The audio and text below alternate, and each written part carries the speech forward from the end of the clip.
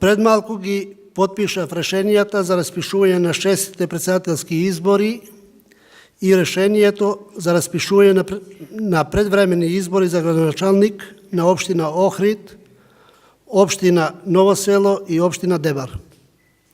Ова го направив согласно законската обврска која имам како председател на собранието. Изборите ќе се одржат на 21 април. Решението за распишување на изборите ќе биде доставено до Државната изборна комисија како орган за спроведување на изборите. Денеска ги избравме и новите членови на Комисијата за спречување на корупцијата и судир на интереси, со што ги заокруживме неопходните предпоставки за започнување на изборниот процес. Секои нови избори се можност за надградба на добиената позитивна оценка од претходните. Патот за НАТО и Европска Унија, интеграциите е трасиран. 30-то столче во НАТО е веќе наше.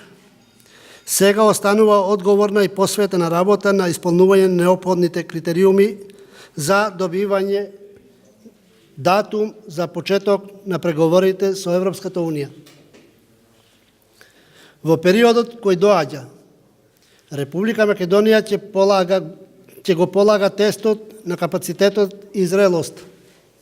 Фер и демократски избори се еден од условите по кои ќе не вреднуваат и оценуваат.